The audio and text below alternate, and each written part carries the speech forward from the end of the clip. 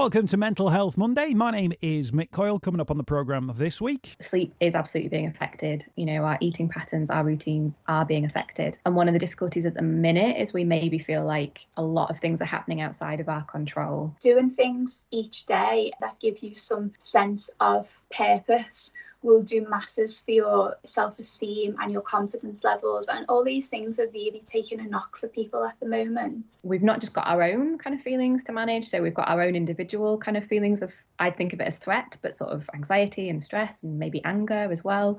But we've also then got those sort of feelings of the people around us. And then we've got a kind of national level of threat and an international level of threat. And I'll be reminding you how you can make connections with mental health organisations within your community. It's Mental Health Monday. Mental Health Monday with Mick Coyle. Tackling the stigma. Hey, here we go. Another episode of Mental Health Monday with me, Mick Coyle. I do hope you're doing well. How are you getting on? Are you in tiers? Not literally. There's got this new tier system across the UK. We're currently where I'm based in Lancashire, tier 3. I know Liverpool City region, that's in tier 3. Manchester got drafted in there. And who knows, by the time you're listening to this, you may find yourself in tier 3 yourself, tier 2 potentially as well. And it just means that there are restrictions once again placed on our lives. It's all about tackling coronavirus. Of course it is. But as we saw with the first lockdown, has a tremendous impact on our mental health as well. So I thought it's worth, as the country is going through this sort of new era, the second wave, if you like, worth catching up and checking in with ourselves from a mental health point of view. Maybe just figuring out what happened first time around, how we dealt with it, and how we're potentially going to deal with things moving forward as well. So I've got a couple of guests for you, two specialities. So the first is a psychologist. Now, Dr Hannah Wilson is from Kooth.com. If you want to find out more information about them, capital K, double O, Kooth, that's spelt that way. She's going to talk through about what's going on in our minds at the moment, and how that if you're suddenly thinking, oh no, here we go again, what are you going to do? How are you going to cope in that point? Because you've done it before and you're going to be able to do it again. But what are those things you need to be mindful of? So that's part one of the conversation. Part two of the conversation is going to be with a yoga, meditation and wellness expert, Paris Parle. Now, Paris has got an app which has got a 7-day free trial on it, which you might want to check out, Paris Yoga. And Paris talks about just getting your head around what's going on, finding a space for yourself, and again, controlling those controllables at the moment. Maybe going in for something like a yoga, a meditation, finding something online, finding an app, something that you can use to get your head in the right place. So, two guests on Mental Health Monday this week. The first, Dr. Hannah Wilson. The second, Paris Parle from Paris Yoga. Now, I'm away next week. I say I'm away, can't go anywhere because I'm in tier 3. So there'll be no podcast. So if you want to split this one up, listen to Hannah first and then listen to Paris next week. That's absolutely fine. But there'll be the return of Mental Health Monday. That'll be week commencing the 9th of November. And I've got loads of stuff lined up over the month of November as well. Again, if you want to get in contact with us, you can do. The email address you'll find on the link to the podcast. It's also on my Twitter feed at Mr. Mick Coyle. We'll also put links to both Hannah and Paris in the description to the podcast through Audio Boom. Dr. Hannah Wilson first then. And I started by asking Hannah, what should people be doing and thinking if, like me, you're currently just thinking, oh no, here we go again? Yeah, absolutely. I think there's a lot of news going on at the minute. There's a lot of changes. There's a lot of uncertainty. And I think a general sense that none of this is heading in a great direction. So, yeah, I think there's an awful lot of emotions for people around at the moment, and very understandable emotions as well. There'll be a lot of people who thought we were through this. I thought we were coming out the other side. To find themselves being plunged back into a form of lockdown can be an unsettling time for people, can't it? What are those things that people might feel at this time that they're maybe not quite prepared to deal with? Yeah, absolutely. There's, I think, perhaps been a really unhelpful aspect, and through no one's kind of fault, but of not having an end date to this, that it's always a bit of a movable goalpost at the moment. And so it's very difficult to kind of plan or get your head around something when you don't really know how long it's for. I think we've certainly noticed at Kooth that there's been a real increase in people talking about sleep difficulties, kind of eating difficulties, low mood, anxiety, and also sort of this generally feeling on edge. So actually getting maybe quite stressed more easily than before, snapping at people that are around us, just generally feeling a bit more kind of agitated, I guess, or not really settled. And I think that's really understandable at the moment because there's so much uncertainty, there's so much worry, there's so much threat. And so I think trying to give ourselves, I guess, a little bit of a break about that as well, that of course we're going to react that way. I sometimes think about the flip side of it would be a bit strange if we weren't reacting in this way, if we were unfazed by everything that's going on. That would almost be quite unusual, I think. Is that the first thing then, to almost accept your own emotions at this time rather than try and bury them or push them to one side? If you are feeling anxious or stressed, to accept that you're feeling that way. Yeah, absolutely. I think we are very good, unfortunately, at judging our own emotions, our own reactions. And if we can try and be a little bit more compassionate towards them, a bit more accepting, it does help to, I suppose it's that first step, like you said, of this is really a normal reaction to a very abnormal situation. And so let's not give ourselves a hard time for that. I think it's important we recognise we've not just got our own kind of feelings to manage. So we've got our own individual kind of feelings of, I think of it as threat, but sort of anxiety and stress and maybe anger as well. But we've also then got those sort of feelings of the people around us. And then we've got a kind of national level of threat and an international level of threat. So it's just layers of threat. And so I think it's absolutely understandable and really important we acknowledge and accept that. Of course, that's going to impact on us all. If we call this a second wave, do you think there might be a risk that actually there are people who maybe didn't deal with their emotions with the first spike, and actually for a lot of people it might be that they thought they got through it, pushed it to one side, battled their way through without having to deal with it, but now they're seeing the death toll start to come up again. They're hearing about further restrictions. They're seeing the domination of news headlines around it. Is there a chance that some people might find they not only have to deal with what they're going through now, but they might also have to almost catch up with the things they didn't deal with maybe back in March? Yeah, I think we're very good, and maybe good isn't actually the right word, but we have a tendency in the UK in particular to do the sort of keep calm and carry on thing, to just kind of, get on with it. And there's a real element of survival in that we just kind of keep going, keep trying to manage, and kind of we do the standard, yeah, I'm fine kind of response. And so, yes, I think there probably is a lot of things we've maybe not sort of paused to acknowledge. But I do think it's important as well to think about, in order to do those things, we need to feel safe. Like it's our sort of, system, if you like, tells us not to kind of be vulnerable, not to connect to those difficult emotions if we're not safe. And for a lot of people, they're probably not feeling very safe at the moment for lots of, again, very understandable reasons. So there's something about almost in order to be able to connect to those things, to kind of, explore and reflect on what we're feeling, trying to find ways to feel a little bit safer first, whether that's connecting with other people or things that help to just slow things down a little bit for you. So yeah, I guess not putting too much expectation either that we can just stop and feel all the feelings, because that's actually maybe a bit trickier than we make it out to be. You mentioned there the sort of the local threat, the national threat, but the international threat. I think that's one of the things that I've kind of picked up on, particularly for this second wave, that there's no escape from it.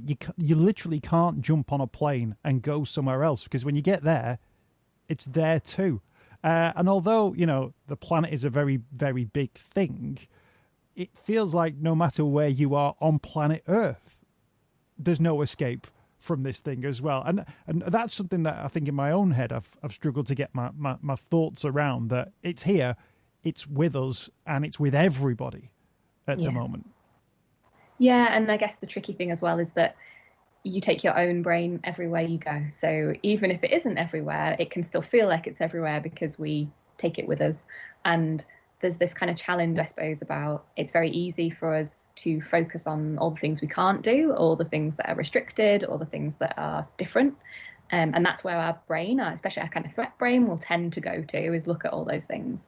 And it's important we don't sort of think there's a danger sometimes we try to silver line everything, and perhaps that's not always useful. Sometimes we do need to just say, yeah, this is really hard, this is really tricky. And at the same time, maybe thinking about, well, what are the things that I can still do, or how I might need to do them a bit differently, but could I still do them? Or how might I get that little bit of space for myself, like you said, so that it isn't quite everywhere? Can I put it down for a little bit of time, even though we know that's going to be a short amount of time? Because like you say, you kind of don't have to go very far or do very much to get a reminder of it. And that's one of the really tricky things is, yeah, it is everywhere, and it's probably going to continue being everywhere for a while to come.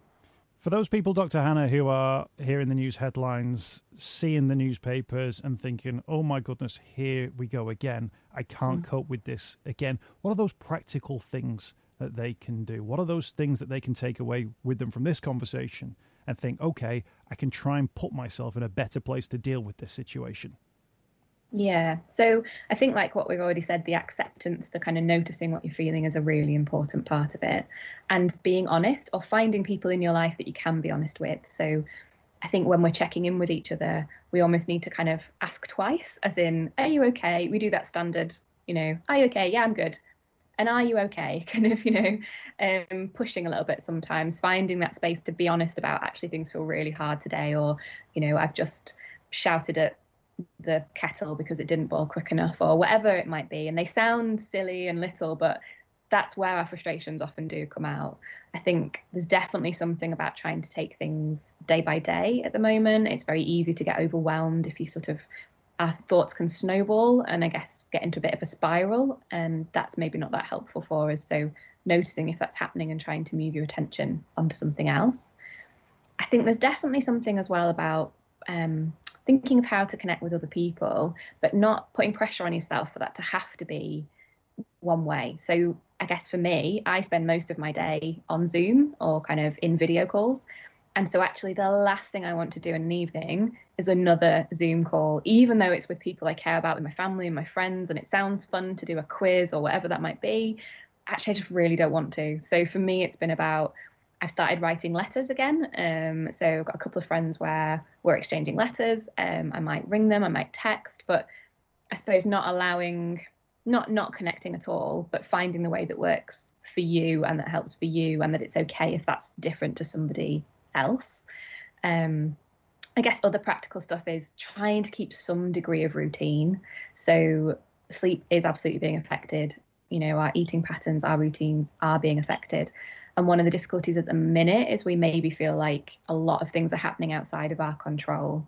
So looking for the things that we can control to some degree, like our kind of daily activities, what we do with our time, the structure of our day. If we can, to some degree, control that might help us. Although I would say there's also keeping an eye on, sometimes that can start to become unhelpful, where we become very rigid or very fixed about something. And it might be that actually sometimes we need that extra support from a professional or a service. And I think really reaching out if we are struggling.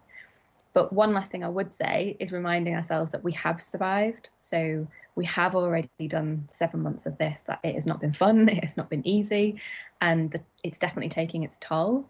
But I guess reminding ourselves that we can do this. It might feel like it's sort of hanging on by, the edge of our teeth sometimes. And I don't by any means think that this is going to be an easy, period to come and there's going to be repercussions, but we are doing it. So yeah, I guess those would be some of the things I would say. I feel bad now for spoiling your family quizzes by having you do more calls during the day. So I apologise for that. Okay. We've talked about sort of the long term and the huge sort of macro issues that are going on with this one as well. I think there'll be a lot of people as well who just short term, not knowing if their job's going to survive through maybe a pub closing, the hospitality sector, not sure whether or not that payment's going to come through, or the grant or the loan or the universal credit application. Those sort of short-term issues that people will be dealing with, which in a much wider picture won't be so significant, but in and of any particular moment, it can feel like it's absolutely huge because it's the next thing that might define the next period of time in their lives. Yeah, absolutely. And I think those are the times where it's really helpful to reach out and to know that you're not on your own. I mean, it's not a good thing as such that so many people are being affected by this, but I guess it does mean that there are a lot of people in similar situations, and it's something I think where we do need to kind of look after each other and be in it together. But definitely about noticing where our brains might go, where our kind of threat system might take us. And we have a very physical response, I guess, to when we're worrying. So we get into this kind of fight or flight response, and our body responds in that way. So sometimes trying to find things that kind of communicate to our body, actually, maybe things are okay. Well, they're not okay, but maybe we can take a moment to just step back, to kind of slow things down a little bit. And that can help to slow our brain down a little bit as well. So it might be finding something to focus on for a little short bit of time, just to give your brain that bit of respite.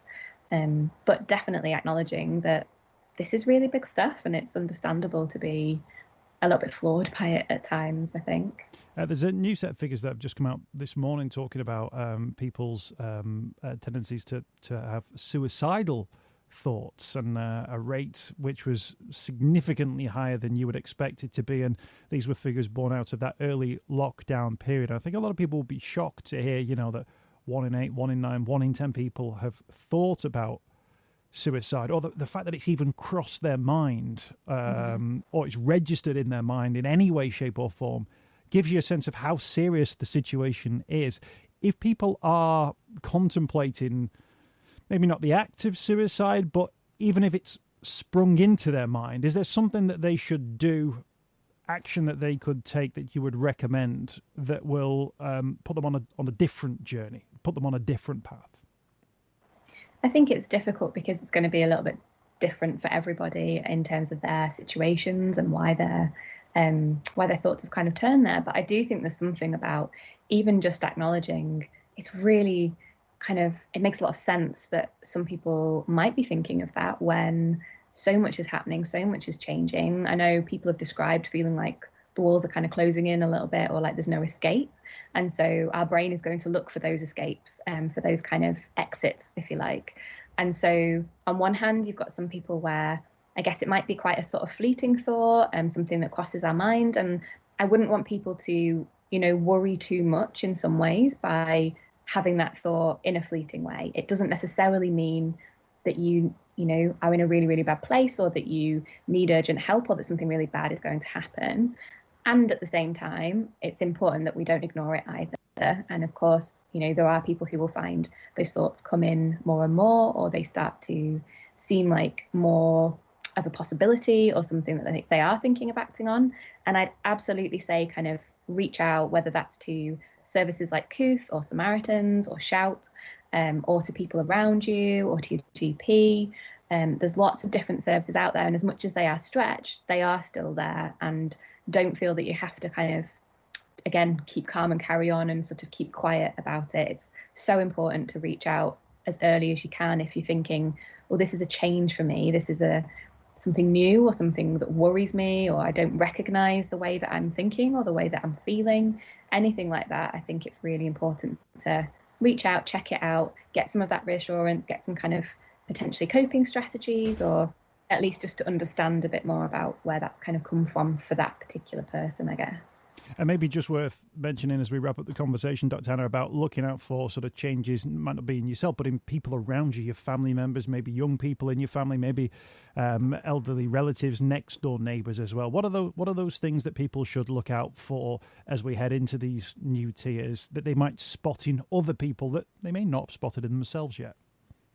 Yeah, I think it's really important that we do look after each other as well. So keeping that eye out and not being afraid to check in on people, to ask.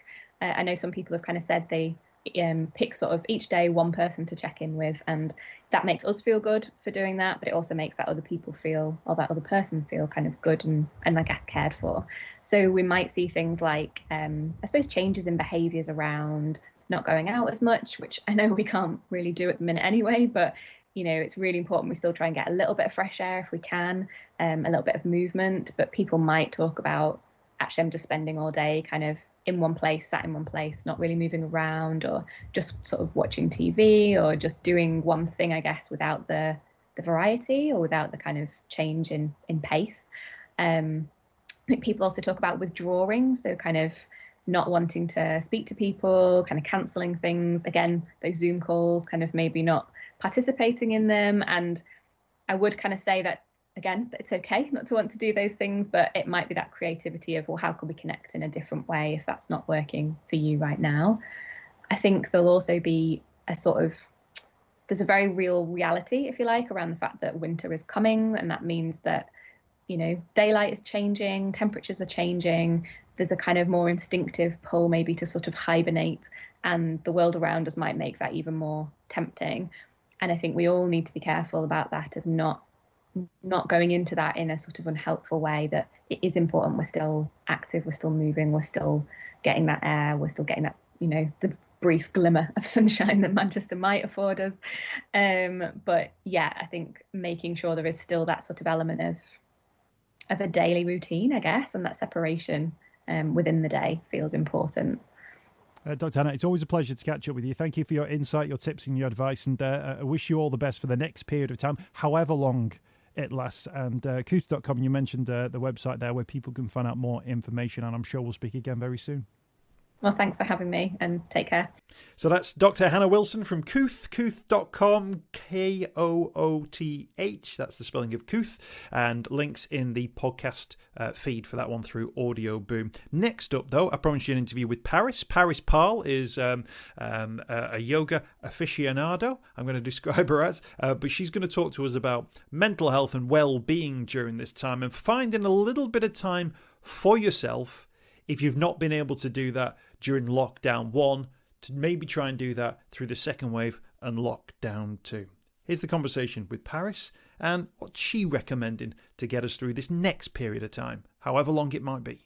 So I think at a time where we have very little control of what's going on outside, we need to focus on what we can control internally, which is our breathing, our thoughts, our mindset. And it can be quite a difficult subject to tackle because we never know what anyone's going through, particularly during this time. So try to be really sensitive towards that, but kind of taking a step back and just becoming the observer of your mind and finding out maybe what increases your stress levels, if it's the news, if it's social media, seeing what has a negative impact and kind of trying to minimize those things.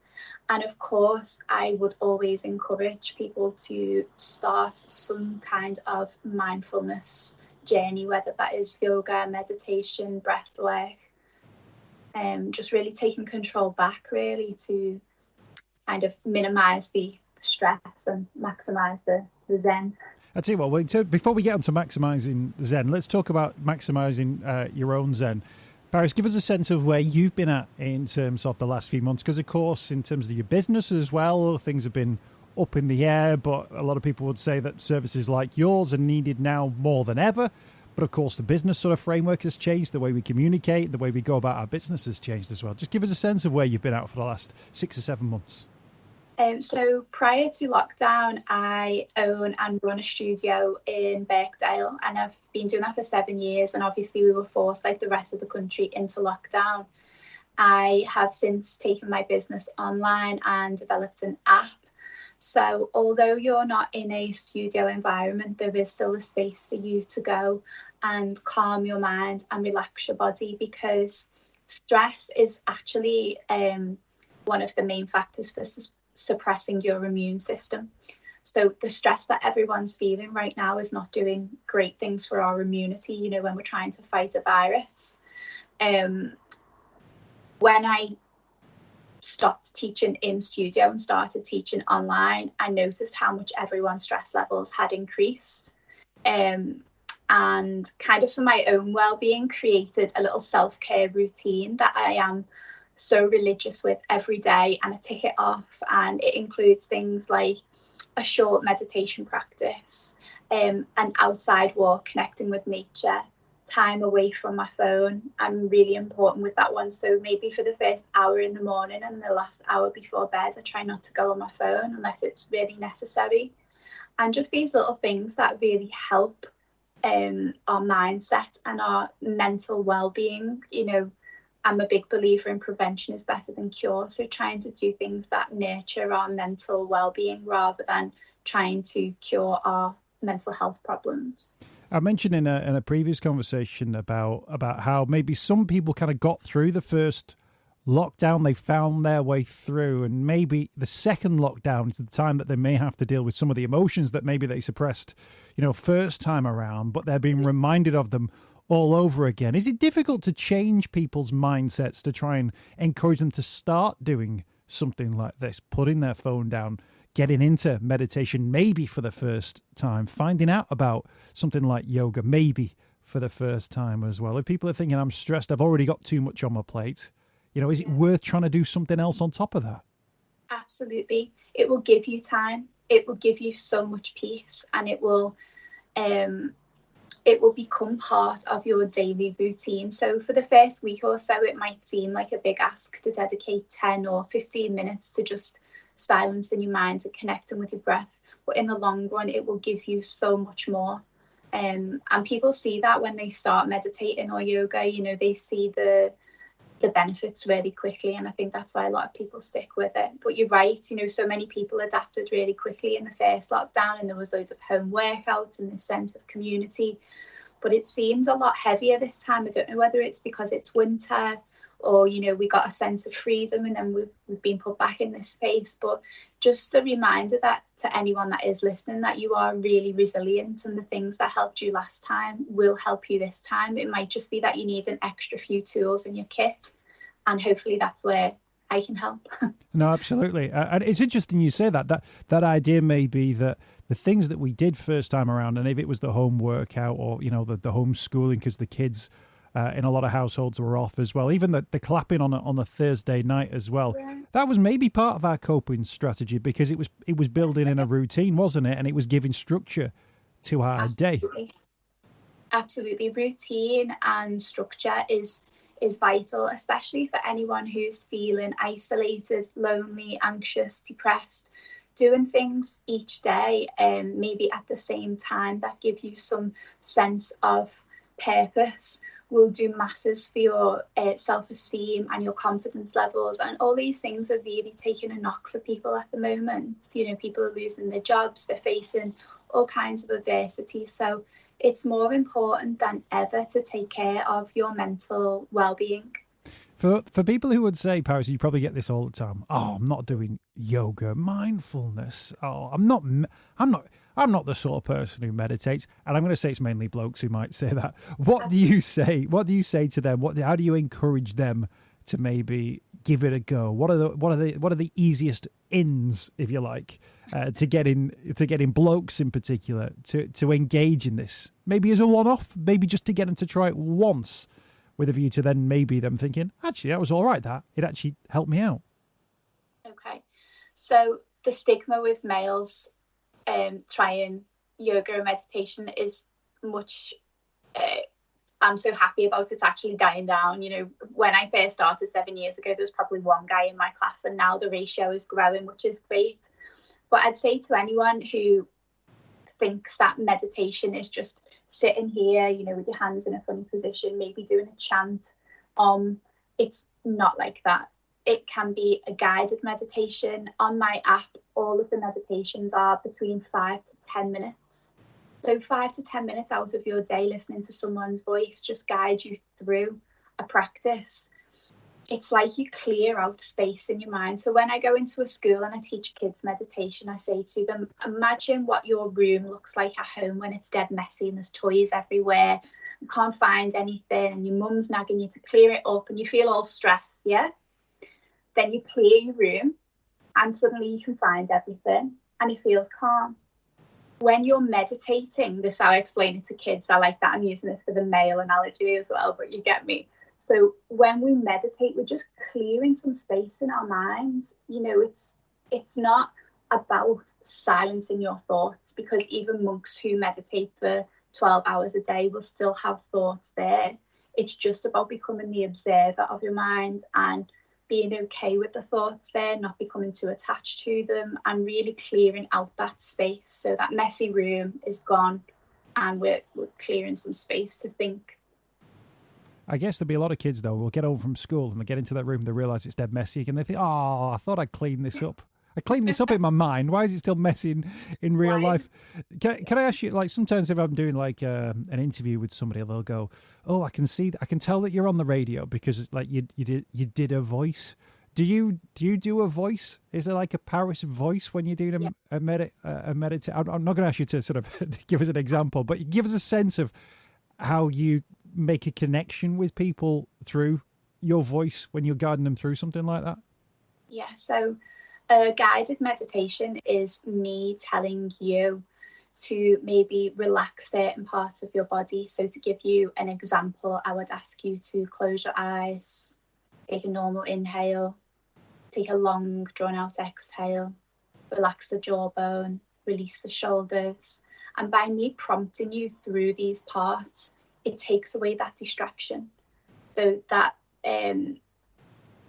your mind is so stimulated, especially right now, by external things. So notifications, screens, news, to-do lists.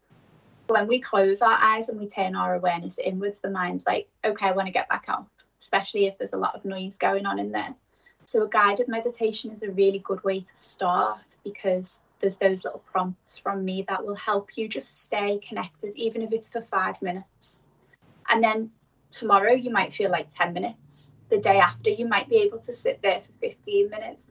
And it's just building. That's why I call it a practice. Like, I don't call it, come into class. I say, come to practice with me and share this space just for 5 or 10 minutes. I can't see you. You can see and hear me, and you can do it in the comfort of your own home. What do people say, Paris, if they do it for the first time? What do they say to you about how it makes them feel after that first attempt? But also, 2 or 3 weeks down the line, what are those sort of stories that people are telling you?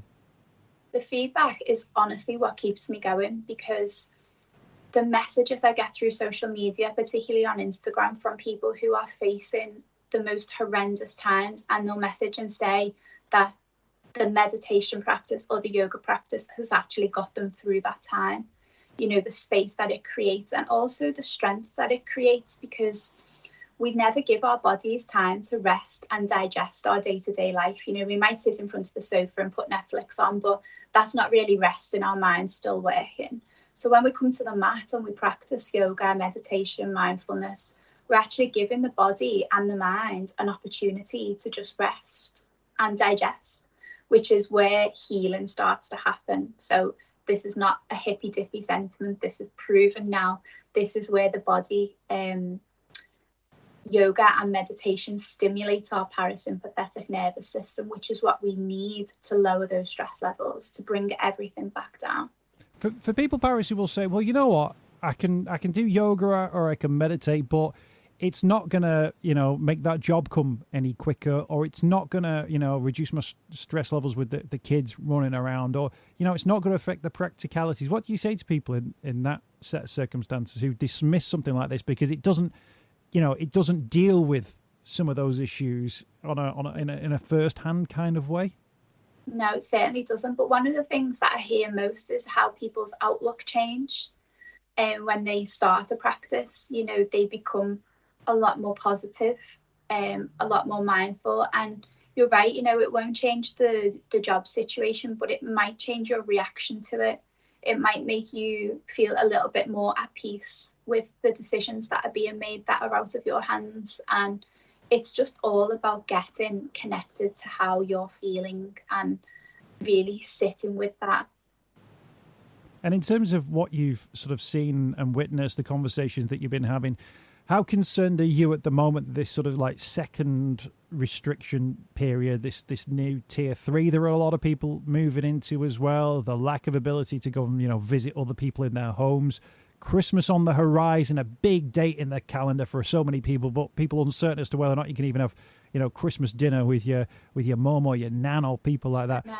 It's a concerning time, isn't it? Because, again, people might be able to cope for a couple of weeks, 3 weeks, but then how will people feel in the middle of November? How will they feel in the middle of December? How might they feel in February next year if we're still, facing restrictions? This is why it's so important to develop a self-care routine. Even if it's just one thing that you do today, tomorrow, on the weekend, that helps or contributes towards your well-being. you are doing something that you have control over. Anxiety and depression tend to arise when we are worrying about the past or projecting too far into the future. And right now, everything is so uncertain that the more we can bring ourselves into the present and just be calm and sit with how we're feeling, the better we will feel overall. Not just when you're on the mat practicing or doing a meditation, the better you will feel just in your day-to-day life. Tell us about the app. Just tell us about where people can find it and what they'll see when they go onto it for the first time. Okay, so the app is called Paris Yoga, and it's basically like a Netflix but for well-being. So the idea being that each month there'll be new content added on and the library will grow and grow. There's classes from me and other guest instructors, all different levels. There's beginner-friendly classes. There's a 7-day free trial, so you can try it completely free of charge. And after that, if you do want to subscribe, it's only 27p a day. So if you think of what you can buy for 27p a day now, it's not much. But one of the most popular things that I'm hearing feedback-wise is the sleep routine, because sleep through lockdown for a lot of people has gone out the window. They're staying up later because they haven't got to be up for work. They're using the device more, so the blue light's keeping them awake. I've developed a sleep meditation and a sleep routine for yoga. It's only 15 minutes. Everyone's got 15 minutes before they go to bed. And it's there for you to follow every night before you switch your phone off, before you go to bed. And I'd say to anyone, give the 7-day trial a go and just try the sleep routine, try a 5-minute meditation and let me know how you feel. It's great to feel supported when you're on this path of well-being, and that's exactly what I'm here to do, is to hold a space for anyone that's struggling right now. So Paris Yoga is the app where people can go and check that out. 7-day free trial as well. Yeah. Sleep is so important, isn't it? And I think we know in ourselves as well, when we're lying in bed, if you go to bed at 10:30 and you're still awake at 11:30, or you see past midnight, and if you start seeing past 2:00 in the morning, that you know it's because your head's gone, your head's all over the place. There are so many things in your mind, and I think sometimes it is about that thing to sort of tidy your bedroom, as you said, but tidy your mind, because that's the thing that allows you to sleep. And I don't know about you, if you've had a bad night's sleep, everything is worse the next day. Anyway. Absolutely. Your decisions are impaired, your stress levels are higher, you feel more anxious over things that wouldn't normally make you anxious. Sleep is so important to our overall well-being that taking a little time out of your day, just 10 minutes, 15 minutes before you go to bed, to create a nice routine. We do it for babies.